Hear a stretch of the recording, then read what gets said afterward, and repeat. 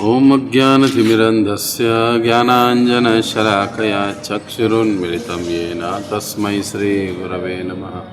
श्रीचैतन्यमनोभीष्टं स्थापितं येन भूतले स्वयं रूप कदा मह्यं ददाति स्वपदान्तिकं।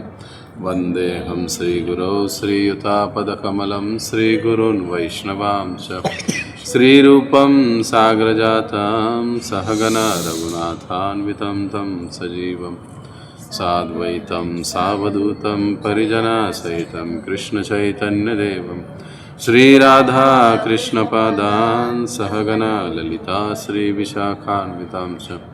नमो ओं विष्णुपादाय कृष्णपृष्ठाय भूतले श्रीमते भक्तिवेदांत स्वामिन् इति नामिने। नमस्ते सारस्वते देवे गौरवाणी प्रचारिणे निर्विशेष शून्यवादी पाश्चात्य देशतारिणे। जय श्री कृष्ण चैतन्य प्रभु नित्यानंद श्री अद्वैत गदाधर श्रीवासादि गौर भक्तविंद। हरे कृष्णा कृष्णा कृष्णा हरे हरे, हरे राम राम राम हरे हरे।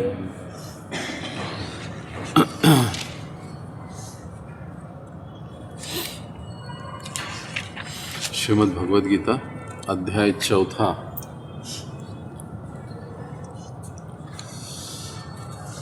और श्लोक संख्या 6। 5 तक हम लोग चर्चा कर चुके हैं ना। पिछली बार भगवान ने अर्जुन को बताया कि बहुनी में व्यतीतानि जन्मानि तव च अर्जुन, तुम्हारे और मेरे अनेक अनेक जन्म हो चुके हैं, मैं सब उसको याद रखता हूँ लेकिन तुम स्मरण नहीं कर सकते, तुमको याद नहीं होगा।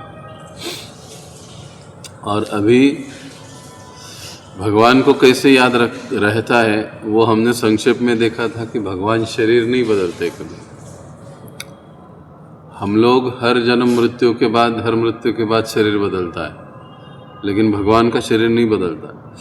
अभी उसी विषय को भगवान इस 6 नंबर के श्लोक में और विस्तारित रूप से समझाते कि कैसे भगवान शरीर नहीं बदलते, कैसे उनको याद रहता है। तब ये 6ठा श्लोक हम गाएंगे। ओम नमो भगवते वासुदेवाय।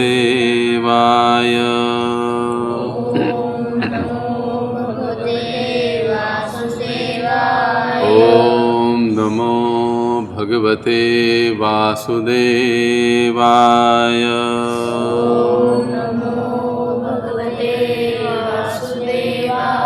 ओम नमो भगवते वासुदेवाय।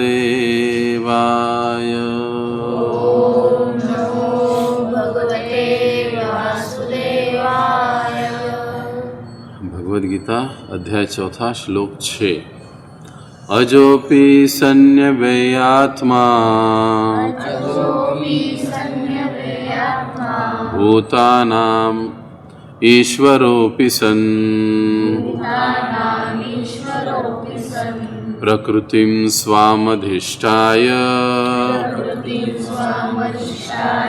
संभवात्मा मायया। अजोपि सन्न्यवेयात्मा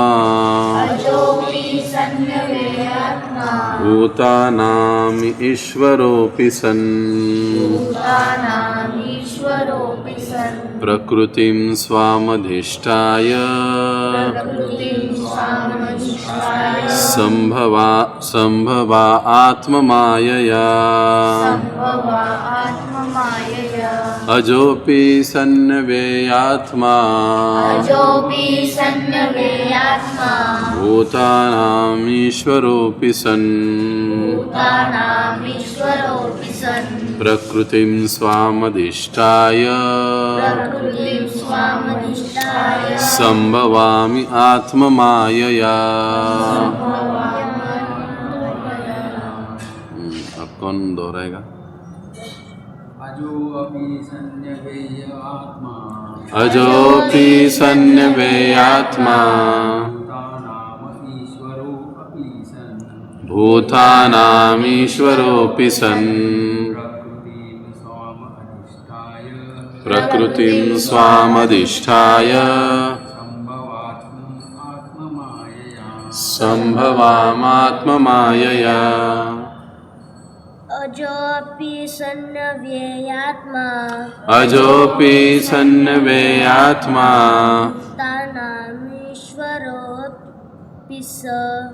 भूतानामीश्वरोऽपि सन् प्रकृतिं स्वामधिष्ठाय संभवा आत्ममायया। एकदम बढ़िया।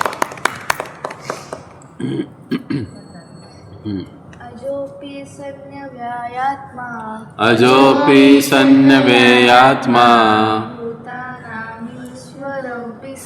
भूतानामीश्वरोऽपि सन् प्रकृतिं स्वामधिष्ठाय संभवामात्ममायया। बढ़िया। नेक्स्ट।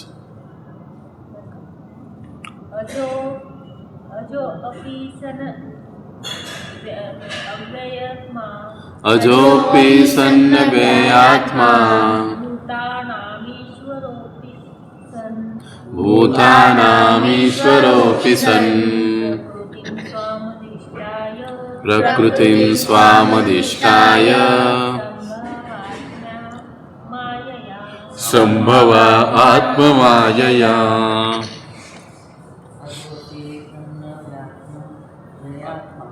अजोऽपि सन्नव्ययात्मा भूतानामीश्वरोऽपि सन् प्रकृतिं स्वामधिष्ठाय संभवा आत्ममायया। अब अनुवाद कौन पढ़ेगा?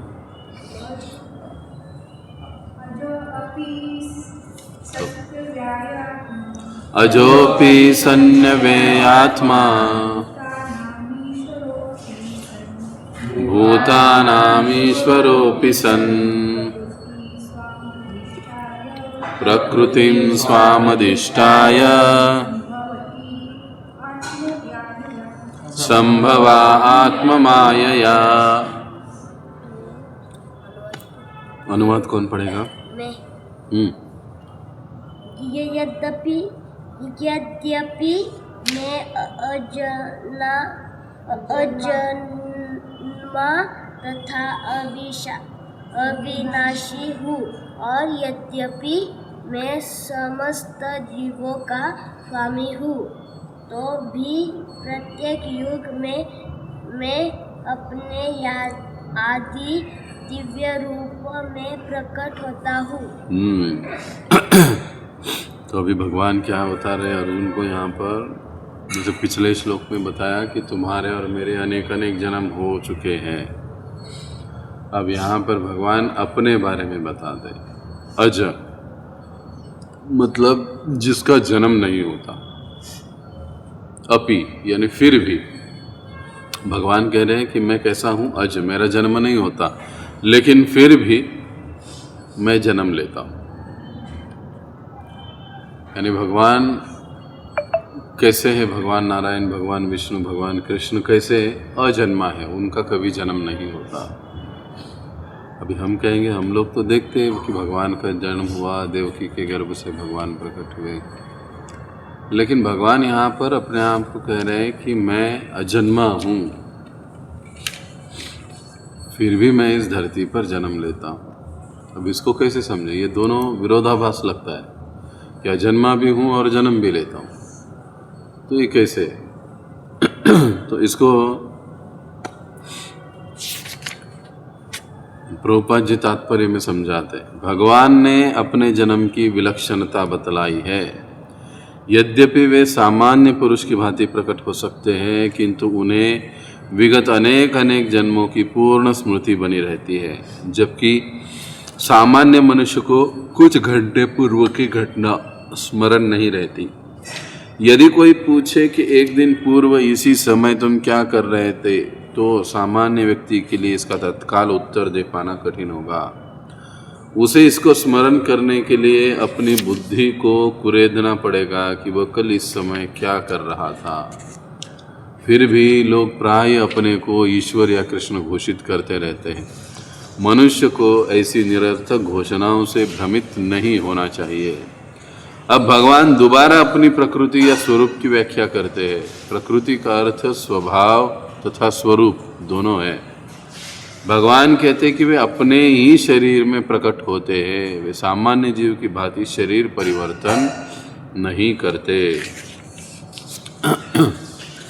जैसे संक्षेप में हम पिछले श्लोक में भी चर्चा कर रहे थे, हमारा जब जन्म होता है तो हमको इस भौतिक प्रकृति के अंतर्गत जन्म लेना पड़ता है। हम लोग अपनी मर्जी से आए क्या? हम लोगों को जन्म लेना पड़ता है हमारे कर्मों के अनुसार, हमारे इच्छा के अनुसार। जन्म लेने के लिए जीव या हम लोग बाध्य है, लेकिन भगवान का ऐसे नहीं है। भगवान अपनी इच्छा से स्वाम अधिष्ठाय, इसको भगवान कहते हैं कि मैं अपनी इच्छा से आता हूँ। हालांकि मैं अजन्मा हूँ फिर भी जन्म लेता हूँ। इसका मतलब क्या है कि भगवान जन्म लेने की लीला करते। एक्चुअली भगवान का जन्म होता ही नहीं है। इसलिए अगर हम भागवतम में देखेंगे तो भगवान जब प्रकट हुए तो भगवान सबसे पहले चतुर्भुज नारायण रूप में प्रकट होते। वसुदेव से बातें करते हैं, उनको सारी योजना समझा देते कि तुम मुझे ले जाओ उधर वृंदावन में लेके जाके रखो, उधर से एक बालिका को इधर लेके आओ। तो वसुदेव पूछते तो मैं तो पूरा बंद हूँ यहाँ पर, पूरा लॉक लगाए, जेल के अंदर हूँ। तो कहे तुम चिंता मत करो, तुम लेकर जाओ मुझे।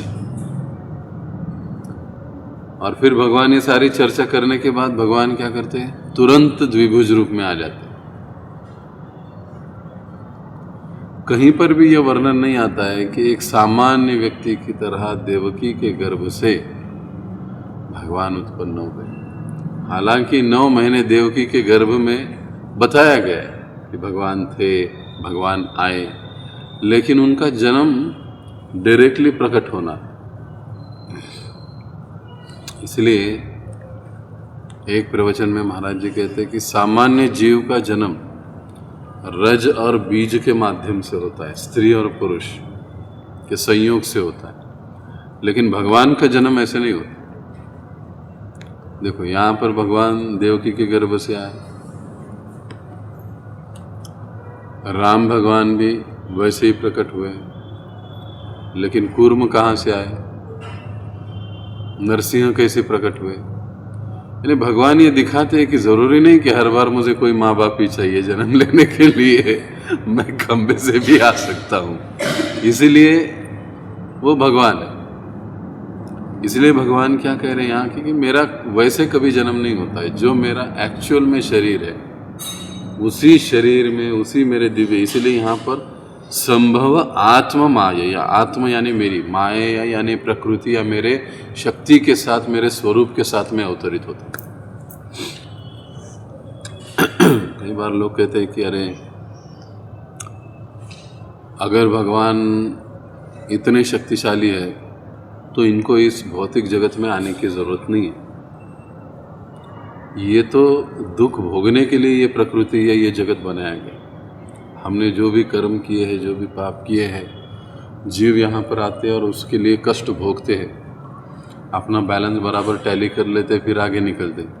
फिर यहाँ पर भी कुछ बढ़ाते, उसमें ऐड हो जाता है, फिर जाने का रास्ता रुक जाता है, फिर से वापस घूम के आना पड़ता है। तो भगवान का आना कर्मों के कारण नहीं होता है, वो अपनी इच्छा से, अपने प्रकृति के कारण आते हैं। लेकिन जो जीव हम जैसे, वो कर्मों से बंध कर, इच्छाओं से बंध कर उनको इस भौतिक जगत में आना पड़ता है। अभी कई बार जैसे लोग कहते हैं कि अरे भगवान तो, ये तो दुखों का क्या कहते हैं, ये तो घर है, यहाँ पर भगवान को आने की क्या आवश्यकता है, भगवान यहाँ पर आ ही नहीं सकते। लेकिन प्रभुपाद जी एक जगह उदाहरण देते हैं कि मान लो एक राजा है, मान लो मोदी जी, वो अगर कल येरवड़ा जेल में चले गए तो इसका मतलब क्या, कैदी लोग हम लोग सोचेंगे अरे मोदी भी जेल में गए, मोदी भी जेल में गए, वो भी सामान्य कैदी की जैसे ही कैदी है। लेकिन नहीं, जेल में बाकी कैदी अपने कर्मों के कारण आए, मोदी जी उस जेल में अपनी इच्छा से वहाँ की व्यवस्था देखने के लिए अपने कुछ उद्देश्य कार्य से वहाँ पर गए, इसलिए वो उनके कैदी के समान नहीं है। इसलिए प्रभुपाद जी समझाते हैं कि राजा चाहे महल में रहे या जेल में जाए, वो हर स्थिति में राजा ही होता है। उसी प्रकार भगवान अपने धाम में रहे, गोलोक में रहे, वैकुंठ में रहे या इस भौतिक जगत में आए, उनकी भगवत्ता में कोई अंतर नहीं पड़ता। ऐसे नहीं कि अभी भगवान इस भौतिक जगत में नहीं आ सकते, तो उनको कोई, मान लो अभी आने का येरवड़ा जेल में मोदी जी को, तो वहाँ का जेलर ये नहीं कह सकता नहीं नहीं आप यहाँ पे नहीं आ सकते, वो उनकी इच्छा, वो कहीं भी जा सकते हैं, कहीं भी आ सकते हैं, देश के, अपने राज्य के, अपने देश के किसी भी कोने में आ जा सकते हैं। वो उनकी इच्छा है, उनका अधिकार है, उनके पास उतना पावर है, वो आ जा सकते हैं, कोई उनको मना नहीं कर सकता, रोक नहीं सकता है। ठीक उसी प्रकार से भगवान इस भौतिक जगत में आ नहीं सकते ऐसे हम लोग नहीं कह सकते, वो आ सकते अगर उनकी इच्छा है तो। इसलिए यहाँ पर आत्ममाय, यहाँ स्वाम अधिष्ठाय, इन शब्दों का प्रयोग किया गया है। मेरी इच्छा से, मेरे प्रभाव से, मेरे प्रकृति के माध्यम से मैं यहाँ पर प्रकट होता हूँ। तो भगवान अजन्मा है, उनका जन्म नहीं होता, फिर भी वो जन्म लेने की लीलाएं करते हैं। अब कुछ लोग ये भी कहते हैं कि अरे भगवान ठीक है, भगवान इस धरातल में आते हैं, जन्म लेते हैं, लेकिन जैसे इस भौतिक जगत में आते ही हम लोग माता पिता के घर में जैसे ही हम लोग आ जाते हैं तो हमको शरीर धारण करना पड़ता है अलग अलग प्रकार से, और इस भौतिक प्रकृति के प्रभाव में हम लोग फंस जाते हैं। वैसे ही जब भगवान भी अपने धाम से इस धरातल पर आते, इस भौतिक जगत में आते, तो वो भी हम जैसे एक सर्वसाधारण व्यक्ति बन जाते हैं, उनकी भगवत्ता में कमी आ जाती है, या वो उतने पावरफुल नहीं रहते हैं, या वो पावरफुल रहते ही नहीं है, उनका शरीर भी हमारे जैसे ही शरीर रहता है।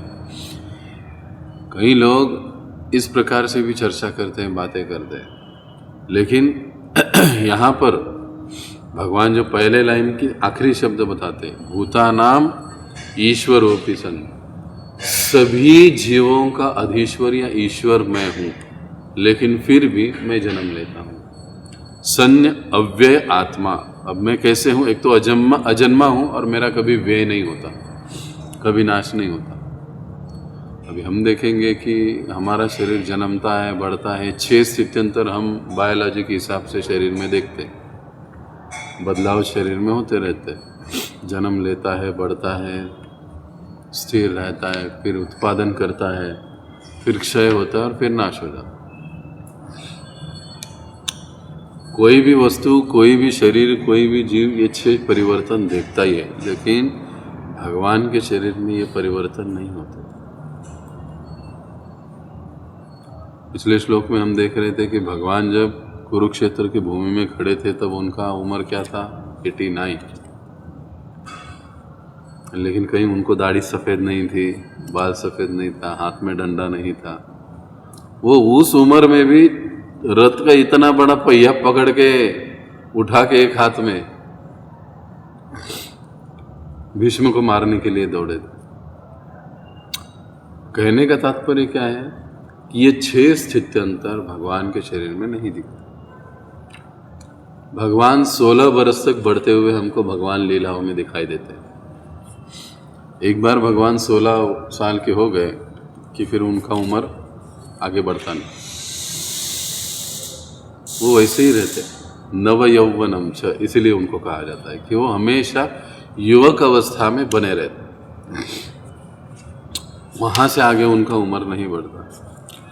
तो जो इस प्रकार से कहते हैं कि भगवान को हमारे जैसे ही शरीर धारण करना पड़ता है, तो ये बात सत्य नहीं। भगवान यहाँ पर कहते हैं कि मैं अजन्मा हूँ, अविनाशी हूँ, फिर भी मैं शरीर को धारण करता हूँ, सभी जीवों का स्वामी हूँ। इसका मतलब भगवान अपनी इच्छा से आते हैं। भगवान अपनी इच्छा से आते। अच्छा, किस लिए आते? भगवान का प्रकट होना ये एक प्रकार से हम लोगों पर भगवान की कृपा होती है। अब यहाँ पर भगवान और जीव इन दोनों के जन्म का हमको फर्क पता चला कि भगवान अजन्मा है, अविनाशी है, फिर भी जन्म लेते हैं। वो अपनी इच्छा से आते हैं, अपने किसी उद्देश्य को लेकर आते हैं, उसको पूरा करते हैं, निकल जाते हैं। लेकिन जो हम जैसे जीव हैं, वो लोग अपने कर्मों के कारण उनको जन्म लेना पड़ता है। मृत्यु के समय उनकी जैसी इच्छा होती है उसके अनुसार उनको जन्म लेना पड़ता है। यानी जन्म लेना उनकी मजबूरी है हम लोगों की, भगवान का ऐसे नहीं। अच्छा, जन्म लेने के बाद या भगवान जब प्रकट होते हैं तो उसके बाद भगवान जो भी कार्य करते हैं उस कार्य से पाप या पुण्य की उत्पत्ति नहीं होती। असुर को मारा, भगवान ने कितना बड़ा पाप किया, ये विशिष्टता है। इसीलिए गीता के अगले अध्याय में भगवान कहेंगे जन्म कर्म च में दिव्य, मेरा जन्म भी दिव्य और मेरे कर्म भी दिव्य। हम लोगों के कर्म दिव्य नहीं होते। हम लोगों के कर्म या तो पाप की उत्पत्ति करते हैं या तो फिर पुण्य की उत्पत्ति करते हैं। और जैसे पाप होगा, जैसे पुण्य होगा, उसके अनुसार फल भोगने के लिए वापस से हमको आना पड़ेगा। अलग अलग प्रकार के शरीर धारण करने पड़ेंगे। तो भगवान के प्राकट्य में और हमारे जन्म लेने में यह विशेष फर्क है, वो हमको समझना चाहिए। और जो इस प्रकार से प्रचार करते हैं कि भाई भगवान का शरीर हम जैसा है, तो हमको सावधान हो जाना चाहिए कि भगवान अभी यहाँ से आगे कई सारे श्लोकों में इस बात को बताएंगे कि मेरा शरीर भी दिव्य है। यहाँ पर जैसे है ना शब्द है, देखो आप, हम लोग आत्म माया शब्द मैंने कहा था, उसका देखिए अर्थ क्या है कि अपनी अंतरंगा शक्ति से, यानी भगवान अपनी अंतरंगा शक्ति से प्रकट होते हैं। यानी अपने प्रकृति के साथ, अपने पार्षदों के साथ इस भौतिक जगत में आते हैं, जन्म लेते हैं, बढ़ते हैं। स्कूल में जाने के बाद हम लोग अपने दोस्त बनाते हैं, फिर दोस्त बन जाते हैं। भगवान ऑलरेडी उनका सारा सेटअप लेकर ही आते हैं, उनके इटर्नल फ्रेंड्स है। हम लोगों का वैसे नहीं है। हमारे दोस्त समय समय के अनुसार बदलते जाते हैं। लेकिन भगवान की लीलाओं में देखिए, उनके सखा, उनके मित्र, ग्वाल बाल शाश्वत रूप से वही होता है। और वो धाम से, भगवत धाम से भगवान की लीलाओं में भाग लेने के लिए भगवान के साथ ही प्रकट होता है। लेकिन सामान्य जीवों के बारे में ऐसा नहीं होता। इसलिए भगवान कहते हैं कि मैं मेरी प्रकृति के, मेरी विशेषता अंतरंगा शक्ति के साथ प्रकट होता हूँ। यानी भगवान अपने दिव्य शरीर के साथ प्रकट होते हैं। अब देखिए, ये कैसे हम लोग समझेंगे कि भाई भगवान नहीं, क्या कोई प्रश्न पूछ सकता है कि प्रभु जी भगवान का शरीर, हमारा शरीर एक जैसे ही दिखता है, लेकिन भगवान का शरीर दिव्य है कैसे? अब पिछले श्लोक में भगवान ने अपने कितने सारे जन्म के बारे में चर्चा की। पहले श्लोक में कि मैंने सूर्य की देवता विवस्वान को ये ज्ञान बताया। अगर भगवान का शरीर हम जैसा सर्वसाधारण होता, प्रभुपाद जी तात्पर्य में बताते, तो उनको इतने करोड़ों साल पहले की बात कैसे याद रहे? कई बार लोग कहते हैं ना कि भगवान का शरीर भी हमारे जैसा माया से बना हुआ शरीर है। जब वो इस भौतिक जगत में आते हैं तो उनको ये शरीर धारण करना पड़ता है। इसलिए कभी कभी हम लोग कहते हैं ना, अरे राम जी को भी वनवास नहीं चुका तो हमारी क्या बात है। यानी राम जी को और हम लोग एक ही लेवल में कंपैरिजन करते हैं। भाई वो उनका वनवास उनकी लीला है, उनकी मर्जी से हुआ है। हमको वनवास मिलता है तो हमारे कर्म के फल हमको मिलते हैं या कुछ बुरी बातें होती तो वैसे होता है। लेकिन कई बार हम लोग ऐसे बोल के अज्ञान प्रकट करते हैं कि भाई ये इसी बात का मतलब ये है, लक्षण है कि हम ये समझते हैं कि भगवान का शरीर और हमारा शरीर एक जैसे, लेकिन ऐसा नहीं। जब भी भगवान इस धरातल पर आते हैं तो उनका शरीर हमेशा दिव्य ही रहता है, अपनी अंतरंगा प्रकृति के साथ आते हैं। अच्छा, भगवान जब छोटे होते तब भी भगवान है, भगवान जब 16 साल के हैं तो भी भगवान। ऐसे नहीं कि अभी भगवान बहुत छोटे हैं, अब उनको भगवान बनने में थोड़ा समय लगेगा, नहीं। 3 दिन में पुतना को मार दिया, बाकी फिर चलता ही रहा आगे। तो ये हम समझ सकते हैं कि भगवान की भगवत्ता भगवान के साथ हर समय विद्यमान रहती है। उनको उसके लिए प्रयास करने की जरूरत नहीं पड़ती कि भगवान अभी आए। कई लोग हैं ना ऐसे भी प्रचार करने वाले लोग हैं,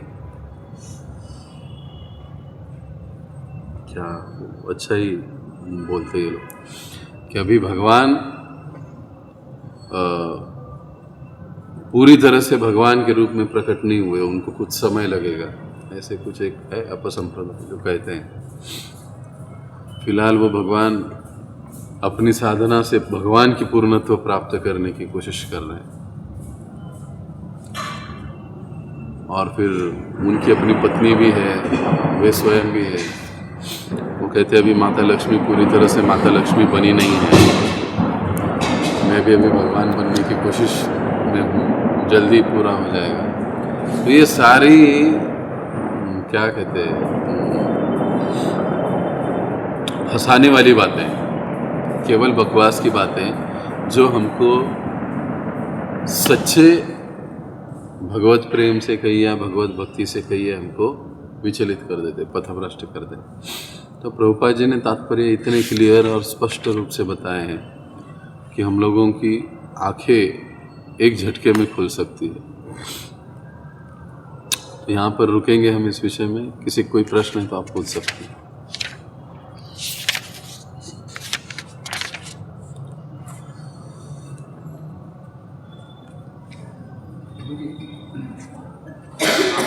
दो प्रकार के होते हैं आत्मा, या तो बद्धात्मा होता है या तो मुक्त आत्मा। बद्धात्मा को तो अपने कर्म के हिसाब से जन्म लेना ही पड़ता है। बद्धात्मा कर्मों के हिसाब से करने के लिए जन्म लेना पड़ता है। क्या मुक्त आत्मा तो केवल अपनी इच्छा से जन्म लेता है, वो भी परमेश्वर के पहुँचते हैं। प्रभु जी का प्रश्न है कि आत्माएं दो प्रकार की होती है, एक तो मुक्त आत्मा और एक बद्ध आत्मा। बद्ध आत्मा यानी हम सब लोग अपने कर्म के अनुसार और अपनी इच्छाओं के अनुसार हमको जन्म लेना पड़ता है, शरीर धारण करना पड़ता है। क्या मुक्त आत्माओं को भी वे भी अपनी इच्छा से शरीर धारण करते या जन्म लेते हैं? यही आपका प्रश्न है। तो देखिए, सबसे पहले आत्मा तो आत्मा ही है, एक ही है। ये जो वर्गीकरण है वो हमारे समझावट के लिए है।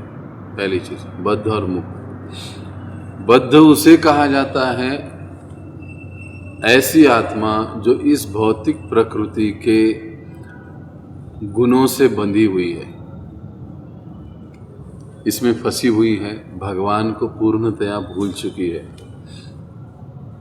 वो कहा जाता है बद्ध आत्मा। और ऐसी आत्माएं अपने विभिन्न कर्मों के कारण पुनः पुनः इस भौतिक जगत में जन्म लेती। जब ऐसी कोई आत्मा जो भाग्यवान बन जाती है, विरल में उसके भाग्य का उदय होता है, उसे सत्संग की प्राप्ति होती है। जब वो सत्संग में आता है, भक्तों के संग में आता है, सही पथ में आता है, गीता सुनता है, भागवत पढ़ता है, भगवान की लीलाओं को सुनता है, भगवान की भक्ति को आरंभ करता है, तो वो मुक्त आत्मा की अवस्था की ओर बढ़ना आरंभ कर देता है। हम लोग जब 1 माला कर रहे हैं, 2 माला कर रहे हैं, 4 माला कर रहे हैं, 8 माला कर रहे हैं, कुछ नियमों का पालन कर रहे हैं, गीता को हम सुन रहे हैं, कथाओं को, भगवान की लीलाओं को सुन रहे हैं, हम लोग सेवाएं कर रहे हैं। इसका मतलब क्या है? हम लोग बद्ध अवस्था से या बद्ध आत्मा स्थिति से हम मुक्त आत्मा की स्थिति तक बढ़ने की कोशिश कर रहे हैं। अब एक्चुअल मुक्त आत्मा मतलब क्या है? मुक्त आत्मा मतलब ऐसा व्यक्तित्व या ऐसा आत्मा जीव जो इस भौतिक जगत के तीनों गुणों से पूर्णतया मुक्त है। काम, क्रोध, लोभ, मद, मोह, मत्सर से पूर्णतया मुक्त है। केवल और केवल भगवान श्री कृष्ण के स्मरण और सेवा में जो व्यस्त है उन्हें मुक्त आत्मा कहा जाता है। और ऐसी मुक्त स्थिति में जब मृत्यु होता है तो भक्ति के उच्चतम स्तर को अगर उन्होंने प्राप्त कर लिया है तो वे भगवत धाम में प्रवेश करते हैं। अब मुक्त आत्मा की अपनी व्यक्तिगत इच्छा कभी नहीं रहती कि भाई मैं वापस इस भौतिक जगत में जाऊं, लेकिन अगर भगवान चाहते हैं उनको वापस इस धरातल पर भेजना किसी कारणवश, किसी उद्देश्य से, तो भगवान कहते कि अभी तुमको जाना पड़ेगा, तो वो चले आते। इसीलिए तुकाराम महाराज क्या कहते? आमी वैकुंठवासी आलो याची कारणासी। दैट इज द रीजन कि अरे हम तो वैकुंठ के वासी हमेशा के लिए, लेकिन हम लोग इस कारण से आए कि बुढ़ते हैं जन, ये जन डूब रहा है, हमारी आंखों से देखा नहीं जा रहा। लेकिन तुकाराम महाराज भी आते, वो अपनी इच्छा से नहीं आते, उनको भगवान की आज्ञा होती है कि भाई अभी आप जाओ, प्रचार करो। जैसे प्रभुपाद जी जैसे संत या अनेक महाराष्ट्र में जो अलग अलग प्रकार के संत हुए जिन्होंने भक्ति पथ का प्रचार किया, ये सभी भगवान की इच्छा से ये मुक्त आत्मे होते हैं जो नित्य भगवान के साथ उनके धाम में निवास करते। वो पुनः उनकी इच्छा से, आज्ञा से इस धरातल पर आते किसी उद्देश्य से। जैसे भगवान कहते ना, तो यदा यदा हि धर्मस्य ग्लानिर्भवति भारत अभ्युत्थानम अधर्मस्य तदात्मानं सृजाम्यहम्। धर्म की स्थापना करने के लिए मैं अवतरित होता हूँ। तो कभी कभी भगवान धर्म की स्थापना करने के लिए स्वयं आते हैं, या कभी कभी ऐसे अपने मुक्त आत्मा जो अपने पार्षद है उनको भेज देते हैं, उनके द्वारा ये कार्य करवा लेते हैं। क्लियर?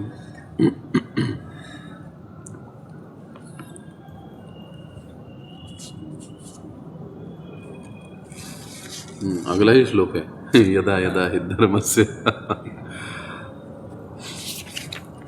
अब ये हाँ, रामकृष्ण प्रभु ने एक बार जो संडे सत्संग देते हैं ना, उन्होंने कहा था कि सुखदेव गोस्वामी ने तीसरी बार भागवतम कहा है। हाँ, भगवान कृष्ण की आज्ञा से। हाँ, पहले दो बार कब हुआ इसका कभी रेफरेंस नहीं मिल रहा।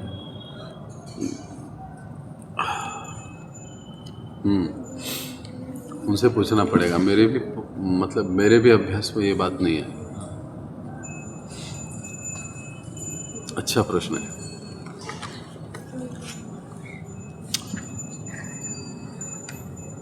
और कोई प्रश्न? तो यहाँ पे हम रुकेंगे। जगत गुरु श्रील प्रभुपाद की जय। हम लोग इसको पढ़ेंगे, कृष्ण भावनामृत प्रबोधिनी। कहाँ तक आए थे हम लोग? हाँ हाँ, आई थिंक नहीं, यहाँ पर नहीं है शायद से। अरे वो कोई सेवा होगा तो एक बार कोई सेवा ले लीजिए, वो उसको लिस्ट को पूरा अपडेट करना है, अपना बुक का लिस्ट बनाना है एक्सेल में। हाँ, अगर कोई ले सकता है अपना समय निकाल कर कभी भी आइए, बैठिए, सारे बुक्स उनका लिस्ट बनाइए और एक्सेल बना के एक बार उसको वापस से ये कर लेंगे।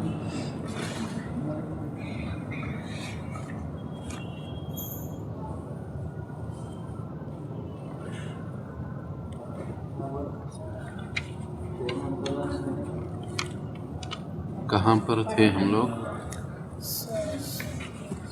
7-8 नंबर पर थे।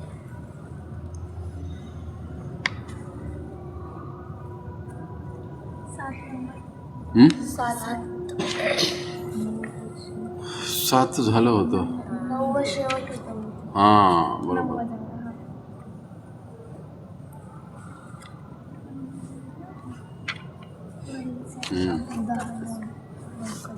कोणी घेईन याचा फोटो काढून घ्या मग पुढे 9 पेजचा आणि ग्रुपवर पाठवा, आपण वाचूया.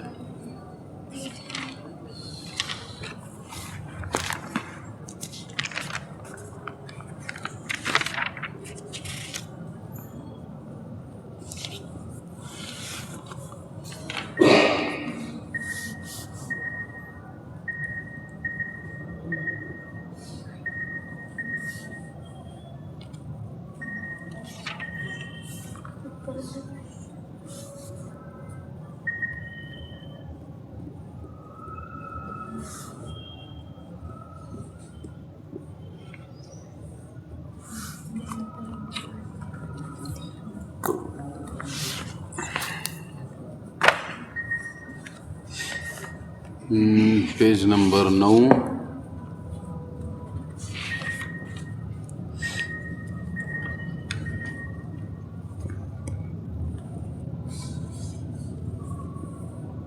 हां, 9चा 3रा पॅराग्राफ पासून आपण सुरू करणार आहोत.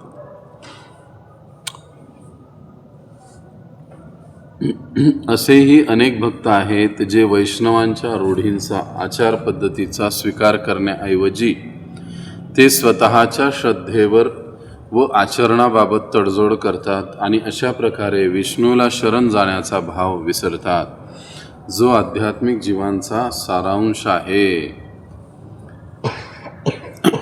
यानी ऐसे भी कई सारे भक्त होते हैं कि जो वैष्णव एटिकेट्स को या वैष्णव का जो मूल तत्वज्ञान है, फिलॉसफी है, उसको फॉलो नहीं करते, अपने मन मर्जी के अनुसार चलते हैं. आप देखोगे कि वैष्णवों में भी बहुत सारे संप्रदाय हैं, अलग अलग प्रकार के. लेकिन कई बार ऐसे लोग अपने मन मर्जी के अनुसार अपने नियम बनाते हैं और उसके अनुसार चलते हैं. लेकिन उन सारी चीज़ों में भगवान विष्णु को हमको शरण जाना चाहिए, इस बात को भूल जाते हैं. आणि कलियुगाच्या प्रभावामुळे असे पण अनेक लोक आहेत जे स्वतःला परमेश्वराचे अवतार म्हणून खोटे जाहीर करतात आणि सामान्य भोळ्या लोकांना फसवतात. अशा लोकांनी सामान्य भोळ्या जनतेच्या भावनांना इतके जिंकले आहे की त्यांची पूजा ही परमेश्वर श्रीकृष्णांच्या पूजेपेक्षा अधिक केली जाते व त्यांची अधिक प्रसिद्धी होते. म्हणजे खऱ्या परमेश्वरापेक्षा खोट्याचीच जास्त पूजा होते आणि अशा खोट्या देवांच्या निरर्थक वाणीला, उपदेशाला त्यांचे भक्त शिष्यगण पवित्र तत्वज्ञान समझतात. ये हम लोग आजकल बहुत सारी चीज़ें हम लोग ये देखते हैं कि जो खुद को ही भगवान कहते हैं, लोगों को अलग अलग तरीके से फंसा देते हैं, है ना. कई सारे ऐसे लोग हैं, आज भी हैं. कुछ चले गए, कुछ भगवान मर गए, लेकिन उसके बाद भी उनके जो फॉलोअर्स हैं उनका प्रचार अभी तक कर रहे हैं कि ये भगवान थे. भगवान को थे शब्द का प्रयोग नहीं होता है. समझे, भगवान को थे शब्द का प्रयोग होता ही नहीं है. लेकिन ऐसे लोग हैं यहाँ पर जो बताया जा रहा है कि ऐसे लोगों की पूजा भगवान कृष्ण या विष्णु से भी ज़्यादा की जाती. अगर आप ऐसे लोगों का अगर अल्टर देखेंगे ना घर में, तो भगवान का फोटो इतना सा होगा और उनका फोटो इतना बड़ा रहेगा खुद का, जो भी अपने आप को भगवान कहते हैं. तो ये सारी मतलब झूठी क्या कहते हैं, ये पथ है या भक्ति है जो ये लोग कहते हैं. ये तो भक्ति कह ही नहीं सकते इनको, लेकिन ये इनकी वाणी, इनका उपदेश भी निरर्थक है, क्योंकि वो गीता भागवत की बात करते ही नहीं. वो अपने मन के अनुसार कई सारी चीज़ें बताते. वरील सर्व अभक्त भक्तासारखे वागणारे व खोटे भक्त जरी भक्ती करीत आहेत असे वाटते, तरी त्यांच्या सर्व प्रार्थना, मंत्रोच्चारण व पूजा ह्या खऱ्या परंपरेतील भक्तांद्वारा भक्ती म्हणून स्वीकारल्या जात नाहीत. कारण हे लोक मार्गभ्रमित आहेत, त्यांची माहिती चुकीची आहे व त्यांच्या मनामध्ये भौतिक प्रलोभने असतात आणि म्हणून ते श्रीकृष्णांचा फारच मत्सर करतात. क्या है? हाँ, एक क्वेश्चन है. हाँ, कि अभी मानते तो बहुत सारे लोग हैं, अभी उनके प्रति विरोध की कोई भावना नहीं है. जैसे कि हाँ, अहमदनगर के शिरडी साई बाबा, उनको भगवान मानते हैं, बहुत लोग उनकी आस्था है, हाँ। उनके ऊपर भक्त दिखते हैं, हम्म। तो वो प्रचार प्रसार ऐसे करते हैं कि अभी हम्म। हमारी भगवान